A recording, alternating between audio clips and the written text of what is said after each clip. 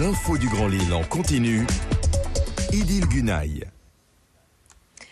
Bienvenue dans l'édition du soir, il est 18h et c'est un week-end sous les nuages qui nous attend. Beaucoup de grisailles mais pas de pluie, ça devrait rester sec.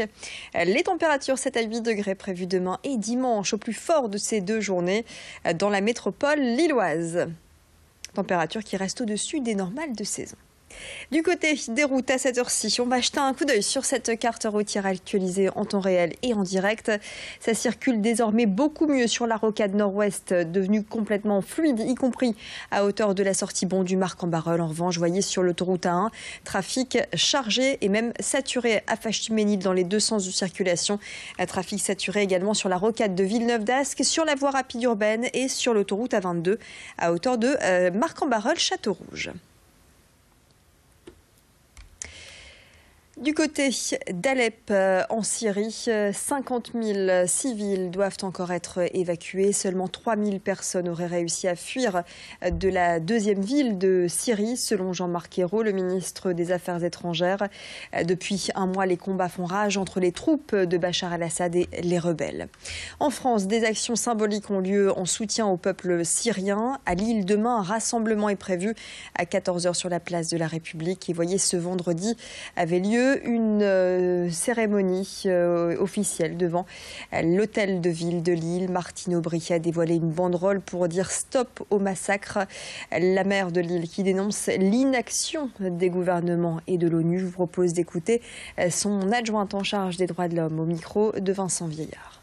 C'est un discours de constat d'une incapacité totale de l'ONU qui a quand même été créée au lendemain d'une barbarie sans nom, qui a été créée pour que nous puissions enfin dire et pour que nous puissions dire à nos enfants plus jamais ça, plus une telle barbarie. Et on a des dirigeants qui se contentent de faire jour après jour des réunions, comme l'a dit le maire, pour faire le point, alors qu'encore une fois, on a un crime contre l'humanité qui est en train de se dérouler sous nos yeux en 2016. Voilà quel a été le discours du maire, un discours de valeurs pour rappeler ces valeurs encore une fois qui sont les nôtres et pour dire que c'est une honte pour la communauté internationale, mais c'est une honte pour le monde entier, ce qui se déroule sous nos yeux. Et on ne peut pas rester inactif, il y a une vaste mobilisation citoyenne. Cette mobilisation citoyenne doit valoir pour encore une fois faire bouger les États. En bref, la ministre du Logement, Emmanuelle Cos, en visite en ce vendredi dans la métropole lilloise, a annoncé la mise en place de l'encadrement des loyers à Lille à partir du 1er février 2017. C'est une première en province. L'encadrement des loyers est déjà mis en place à Paris depuis le 1er octobre 2015. Jamais 203, un triplé va-t-il se produire à l'occasion de l'élection de Miss France? Nous le saurons demain soir. La cérémonie Miss France se déroule cette fois à Montpellier. Et après Iris Mittenard l'année dernière et Camille Serre en 2014, Miss Nord-Pas-de-Calais va tenter de devenir Miss France. Laurine Marico est originaire de Ronc. Elle est en première année d'éducatrice pour jeunes enfants et elle est déjà citée parmi les favorites du concours. À quelques heures du grand soir, nous l'avons contactée par téléphone pour revenir sur cet élan des gens du Nord qui la soutiennent et sur son état d'esprit. Oui, alors apparemment, on m'en parle, alors moi ça me fait plaisir, forcément c'est assez plaisant d'entendre qu'on a un certain soutien derrière et un peu partout, donc c'est vrai que ça nous porte encore plus, on a encore plus envie d'en mettre plein la vue à tout le monde et en même temps j'ai envie aussi de rendre fière ma région et une nouvelle fois et puis pourquoi pas remporter un troisième titre, j'aimerais bien en tous les cas. Là c'est assez intense mais on attend avec impatience les grands jours. Une idée de sortie pour votre week-end, c'est le marché de Noël qui s'ouvre à Roubaix. Xavier Silly est allé y faire un tour pour nous faire découvrir donc ce marché éthique et authentique cette année. Regardez. Dashing through the snow in a one-horse open sleigh, o'er the fields we go, laughing all the way, the bells on bobtail ring. Nous sommes ici à Roubaix pour présenter le 3e marché de Noël qui se tient sur la place de la Liberté. Un marché de Noël qui a été délocalisé puisque auparavant il se situait sur la place du Général de Gaulle avec la patinoire.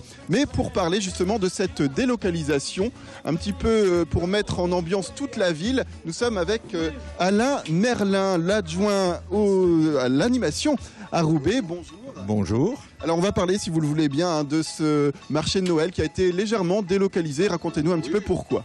Très simplement, déjà la Grande Place est déjà bien chargée. Je ne sais pas si vous l'avez vu quand vous êtes arrivé, bien rempli.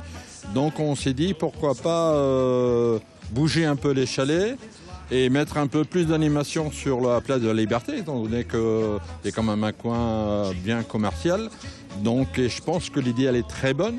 En plus les gens se sont sont coupés en deux, on va dire, pour pouvoir arriver à faire de ce chalet de Noël un merveilleux endroit où les gens vont passer un très bon moment, parce que 12 chalets qui sont là sur la Grande Place et que les gens se préparent à qui se prépare ce soir et avec le sourire.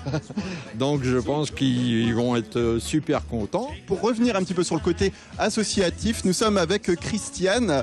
Bonjour Christiane.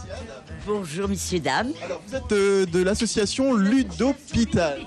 C'est l'association Ludopital. Qu'est-ce que vous allez présenter aux personnes? Disons présent, puisque c'est l'année de l'écolo, donc on essaie de faire des petites choses. Là c'est un plateau que d'ordinaire on met des cubes dedans. J'en ai fait un petit jardin.